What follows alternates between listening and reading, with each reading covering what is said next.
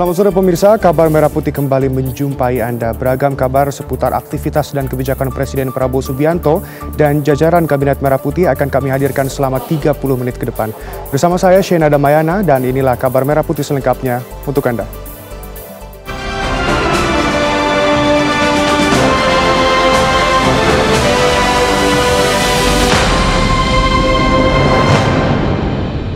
Presiden Prabowo Subianto melepas kepulangan Sekretaris Jenderal Partai Komunis Vietnam Tolam di Lanut Halim Perdana Kusuma, Jakarta. Setelah berkunjung ke Indonesia sejak hari Minggu kemarin, Sekjen Partai Komunis Vietnam Tolam Senin siang meninggalkan Jakarta. Dalam kepulangannya, Presiden Prabowo turut mengantarkan Tolam dan istrinya hingga ke tangga pesawat. Prabowo bersama Tolam dan istrinya berjalan menuju apron pesawat. Tolam sempat menyalami delegasi serta bersalaman dengan Prabowo Subianto sebelum menaiki tangga pesawat. Di pintu pesawat, Tolam melambaikan tangan kepada Presiden Prabowo Subianto.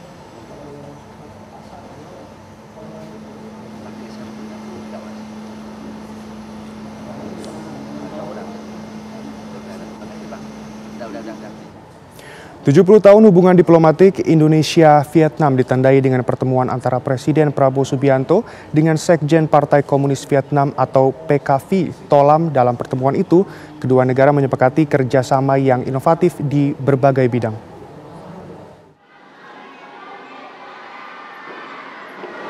Sekretaris Jenderal Partai Komunis Vietnam Tolam tiba di Komplek Istana Negara Jakarta Senin sore. Kedatangannya langsung disambut ratusan murid sekolah dasar yang memegang bendera Vietnam dan Indonesia.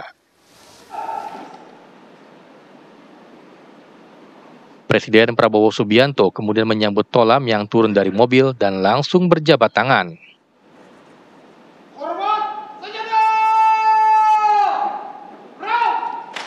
Kedatangan Tolam disambut upacara kenegaraan yang digelar di depan Istana Merdeka. Kunjungan ini merupakan yang perdana bagi Tolam sebagai Sekjen Partai Komunis Vietnam. Dalam sistem tata negara Vietnam, Sekjen Partai Komunis adalah tokoh politik paling berpengaruh yang berperan besar dalam aspek pemerintahan dan masyarakat. Presiden Prabowo Subianto dan Tolam kemudian melakukan pertemuan empat mata dan dilanjutkan dengan menandatangani sejumlah perjanjian kerjasama. Kedua negara menyepakati berbagai kerjasama yang inovatif di bidang pertanian perikanan, bidang digital, bidang energi terbarukan, dan bidang industri teknologi tinggi. Menyambut baik investasi Vietnam di Indonesia di bidang otomotif, juga di bidang pertanian, dan dalam berbagai bidang lainnya. Ini akan membantu kedua negara meningkatkan ketahanan pangan. Dan kita bahkan bisa menjadi penyumbang bagi pangan dunia. Kita juga setuju kerjasama di bidang perikanan, ekonomi digital, ekonomi hijau, dan dalam industri teknologi tinggi yang akan datang. Indonesia dan Vietnam juga sepakat meningkatkan kerjasama di bidang pertahanan serta menggelar latihan militer bersama di masa depan. Usai menerima kunjungan Sekjen PKV, Presiden Prabowo segera merencanakan kunjungan balasan ke negara Vietnam. Dari Jakarta, Fatimah Albar, Dani Martin, TV One mengabarkan. Pemirsa, sebelum meninggalkan Jakarta, pagi tadi Ketua DPR RI Puan Maharani menerima kunjungan kenegaraan Sekretaris Jenderal Partai Komunis Vietnam atau PKV Tolam di Gedung Nusantara Kompleks Parlemen Senayan, Jakarta Pusat. Baru saja saya menerima kunjungan akan melakukan... Puan menyampaikan pertemuannya dengan Sekjen Partai Komunis Vietnam atau PKV Tolam guna mempererat dan meningkatkan hubungan kedua negara tersebut. Mengingat Indonesia dan Vietnam sudah menjalin hubungan baik selama 70 tahun. Puan menjelaskan Indonesia dan Vietnam memiliki visi yang sama di tahun 2024, yakni mencapai Indonesia Emas. Begitu juga dengan Vietnam. Nah, ini kan sekarang juga Lebih lanjut, Puan menegaskan bahwa DPR RI siap bekerja sama dengan pemerintah Vietnam untuk sama-sama meningkatkan hubungan ekonomi, perdagangan, serta menjaga hubungan antara kedua parlemen. Ada lagi? Ya, terima kasih semuanya. Kasih ya. Saya menerima kunjungan atau melakukan pertemuan dengan Yang Mulia Bapak Tok Lam, Sekretaris Jenderal Partai Komunis Vietnam. Dalam pembicaraan tersebut, beliau menyampaikan bahwa Indonesia dan Vietnam sudah mempunyai hubungan yang sangat panjang selama 70 tahun. Bahkan tahun ini adalah kedua negara akan merayakan ulang tahun yang ke-80 dan nantinya mempunyai visi yang sama bahwa tahun 2045 akan mencapai 100 tahun Indonesia emas atau kemudian begitu juga dengan Vietnam. Dan beliau menyampaikan bahwa hubungan ini sudah berjalan dimulai dengan satu modal yang sangat baik, yaitu hubungan baik antara kedua founding father, yaitu Presiden Soekarno dengan Presiden Ho Chi Minh yang merupakan sama-sama founding father dari kedua negara. Karenanya kami bersepakat untuk sama-sama mempererat dan meningkatkan hubungan di antara kedua negara, dan DPR RI siap bekerja sama dengan pemerintah Vietnam juga dengan National Assembly atau DPR yang ada di Vietnam untuk sama-sama bekerja sama dalam meningkatkan hubungan ekonomi, perdagangan, kemudian people to people contact ataupun hubungan dengan masyarakat, dan tentu saja hubungan di antara kedua parlemen. Pemirsa, Kabar Merah Putih akan kembali sesaat lagi. Tetap bersama kami. Pemirsa, Direktorat Tindak Pidana Ekonomi Khusus atau Ditipideksus Barreskrim Polri merilis kasus temuan dugaan kecurangan dalam produksi minyak kita. Polisi menemukan adanya kecurangan isi yang berbeda dengan yang tertera di dalam kemasan minyak kita. Barreskrim menyebut ada 3 produsen minyak kita yang melakukan kecurangan, di antaranya PT Arta Eka Global Asia Depok, Koperasi Produsen UMKM Kelompok Terpadu Nusantara Kudus, dan PT Tunas Agro Indo Lestari Tangerang. Selain barang bukti, 1 orang yang berperan sebagai pemilik telah ditetapkan sebagai tersangka.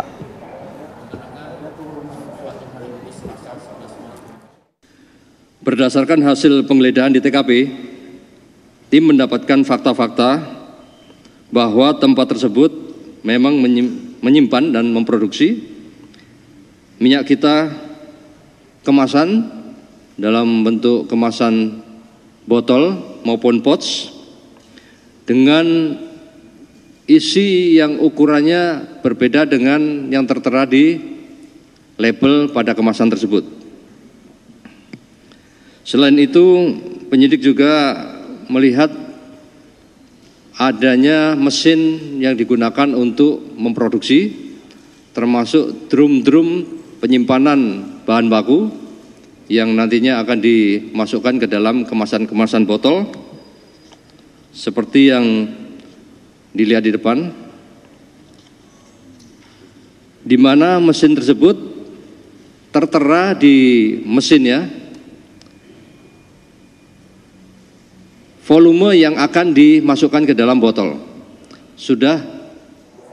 Pemirsa, Satgas Pangan di Garut, Jawa Barat Selasa siang melakukan sidak ke sejumlah gudang minyak kita yang ada di Garut. Dari sidak tersebut, Satgas Pangan menemukan takaran minyak kita yang kurang dari 1 liter.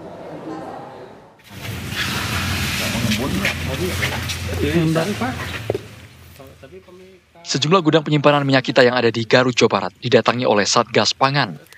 Pemeriksaan pertama dilakukan di gudang supplier yang ada di wilayah Jalan Tegal, Kurdi, Kecamatan Garut Kota. Kemudian di wilayah terminal dan Jalan Guntur. Satgas yang terdiri dari aparat kepolisian serta petugas Dinas Perindustrian dan Perdagangan kemudian memeriksa satu persatu takaran minyak kita kemasan 1 liter. Hasilnya, Satgas Pangan menemukan takaran yang kurang pada kemasan 1 liter, di mana kemasan 1 liter setelah ditakar ulang hanya berisi 900 ml. Sementara pada kemasan lain yang ditakar ulang berisi 975 ml.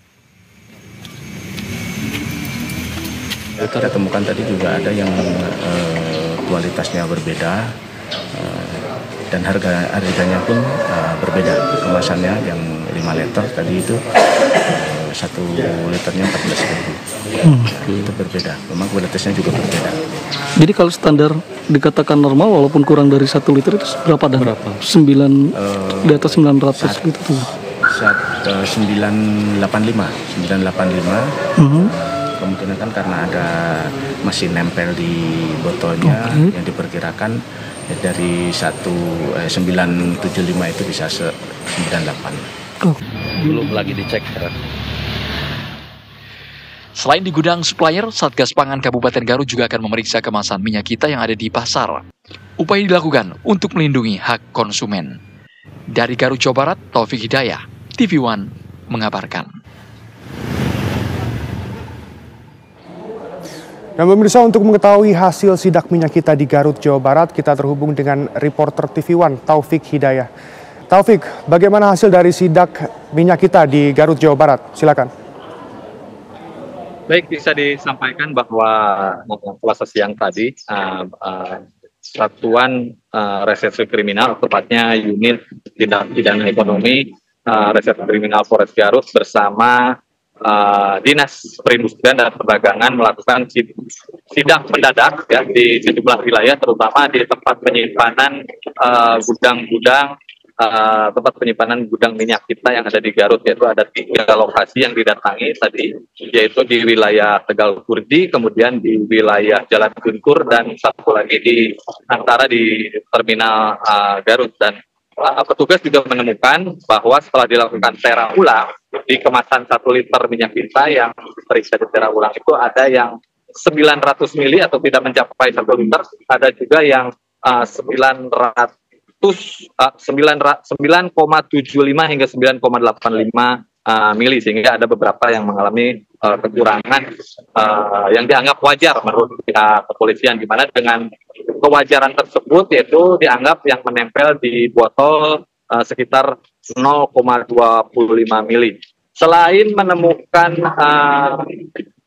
tera yang mengalami kekurangan yang dianggap wajar tersebut, petugas juga menemukan minyak yang mengendap, sehingga ada dugaan minyak-minyak tersebut merupakan produk lama yang memang belum terjual ke pasar-pasar tradisional maupun pasar modern.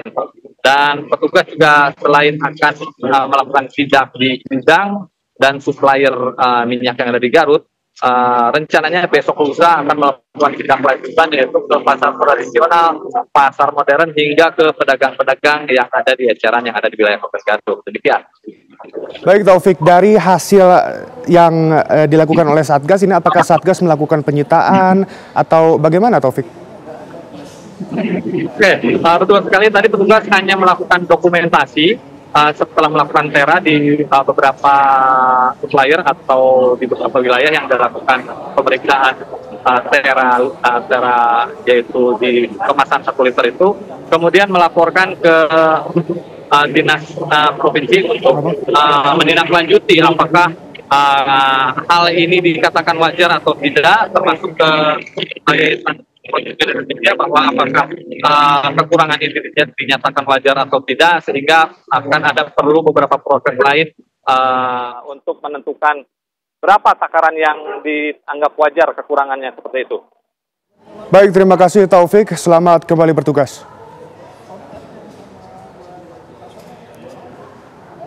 Pemirsa, Satgas Pangan Polda DIY mengecek sejumlah lokasi penjualan minyak kita di Pasar Beringharjo, Yogyakarta.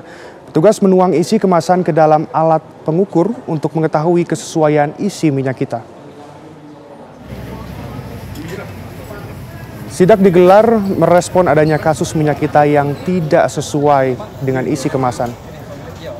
Pengecekan dimulai di lantai 1 Pasar Beringharjo. Petugas langsung mendatangi pedagang minyak kita dan mengecek kesesuaian isi kemasan. Selanjutnya, petugas bergerak ke kios Amarto di pintu masuk pasar dan melakukan pengecekan. Dari hasil pengecekan sementara, belum ditemukan minyak kita kemasan yang tidak sesuai dengan isinya. Pengecekan minyak kita digelar selama Ramadan di sejumlah pasar tradisional di kota Yogyakarta.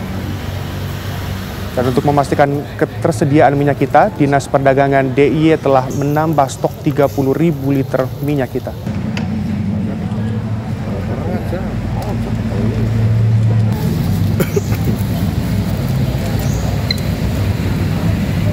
Pemirsa, Kabar Merah Putih akan kembali sesaat lagi. Tetap bersama kami. Pemirsa, Barreskrim Mabes Polri membongkar praktek pengoplosan gas LPG di Kabupaten Gianyar, Bali. Ribuan tabung gas mulai dari ukuran 3 kg hingga 50 kg disita petugas. Di Tipiter, Direskrim Barreskrim Polri mengungkap kasus penyalahgunaan LPG 3 kg di Banjar, Geria Kutri, Desa Singapadu Tengah, Kecamatan Sukawati, Kabupaten Gianyar, Bali. Dalam kasus ini, 4 orang ditetapkan sebagai tersangka karena diduga melakukan pengoplosan LPG tabung 3 kg dengan LPG tabung 12 kg dan 50 kg. Modus para tersangka adalah dengan membeli LPG tabung 3 kg bersubsidi yang masih penuh, kemudian memindahkan isinya ke tabung ukuran 12 dan 50 kg.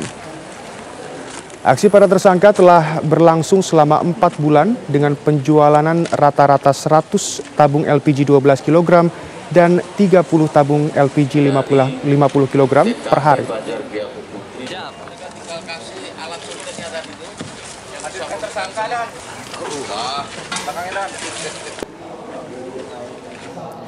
Pemirsa, Badan Keamanan Laut Bakamla menggagalkan penyelundupan 60.000 ekor baby lobster di perairan Teluk Jakarta.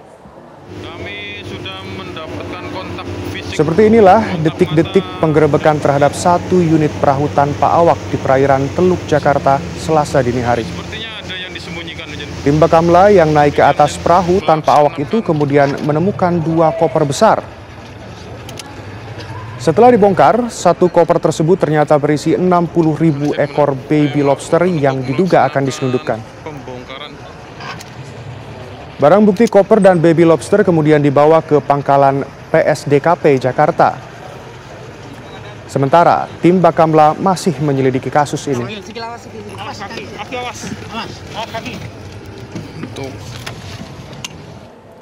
Nah, pemirsa, kabar tersebut sekaligus menutup jumpa kita kali ini. Esok Kabar Merah Putih akan kembali di waktu yang sama. Dan jangan beranjak dulu pemirsa, karena sesaat lagi Anda dapat menyaksikan program Damai Indonesiaku.